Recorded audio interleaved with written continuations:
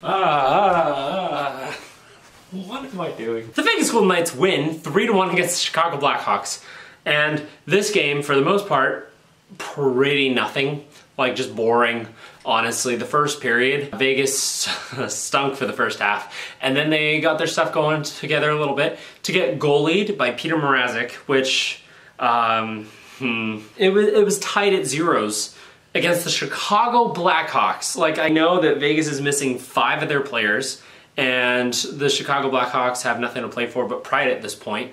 And Vegas really doesn't have like a ton to play. Like, they're playing for 3rd in the Pacific Division. But it was frustrating and boring, quite frankly, to watch the first period. And then we get into the second period, and it's kind of more of the same. Like, Petr Mrazek is putting on a show. Vegas is doing better, for sure. They're doing better in the second period, but not able to really get a ton going until 16 minutes in when Brayden McNabb scores the goal of his career. I don't even know how this came to fruition, but this is the second best goal that he has ever scored in his career. The only one beating this being the game winner, 1-0 series clinching goal in the first round of the playoffs in the inaugural season against his former team, LA. That was just it was storybook how that game and that goal came to fruition. It was a one-timer from the blue point from, well, the slot, I guess, from Riley Smith. This one was a frickin' spin-o-rama. Brayden freaking McNabb just did a spin-o-rama goal. I still don't believe that he did that. He pulled off the, I can't even remember the last time Vegas in general has scored a spin-o-rama goal like that.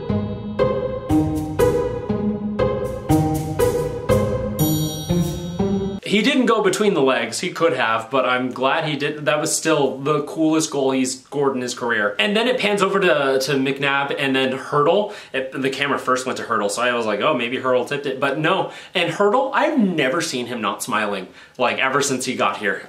So I love that, absolutely love that. That positive, Mark Stone's super expressive, right? But it's like a rage and a fire from within that just fuels your soul, energizes to the core, and Hurdle's smiling positivity is radiant. I guess that's how I would define the difference between the two of them, but oh man, I love having this guy on our team. I watched probably 20, I couldn't go and watch all of them, but I might after this, but I watched 20 of Brayden McNabb's 30 career goals, and so that was the coolest goal he's ever scored in his career. In the third period, Vegas continued to build on their momentum for the most part.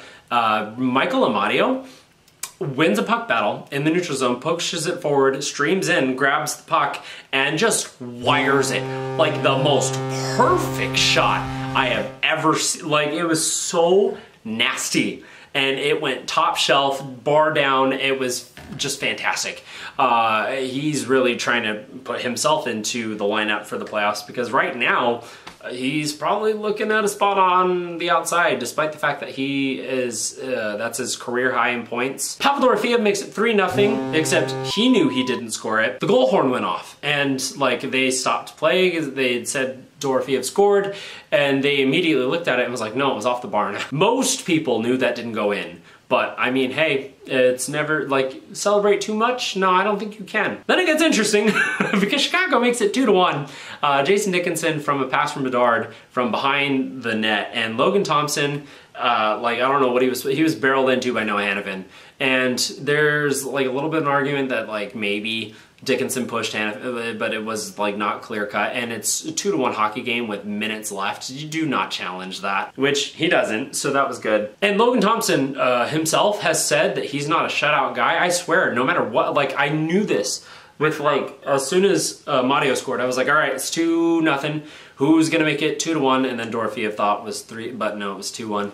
And I just knew that Chicago was gonna score, and of course they do. Barbashev had an opportunity for a wraparound goal in the early parts of the third, and it didn't go in because he wasn't in his Batman form. If he was in his Batman form, that for sure would have gone in, but alas. They pulled a goalie, Mrazek, and Vegas had to work really hard for this, but they also had perfect passing in order to do so. Eichel and Howden and Waugh all play catch with each other. Waugh is the one that buries it from about center ice to make it 3-1 Vegas. And just a really just solid, clean a little bit boring and kind of frustrating because we're playing as the Blackhawks win for the Vegas Golden Knights in Game 81. And at this point, Vancouver won against the Calgary tonight, so they have clinched the Pacific Division title, and that means that we're either going to face Edmonton or Dallas. Like, whatever. Just we're gonna either face our second or third round opponent from last year. You know, great stuff for that. But I mean, if you're looking at the playoff picture throughout, the first round is intense. The East Coast, you have the Battle of Florida, you have the Boston-Toronto, which is just great. New York-Washington, that's fun. And then Carolina and the Isles, they played last year. Like, it was just great. And then the West Coast, the only solidified matchup right now, the Jets and the Avs. And the Jets have home ice for that, so that's fun. But the West is still up in the air because we don't know. Vancouver is going to play Nashville. I guess that might be locked in at this point.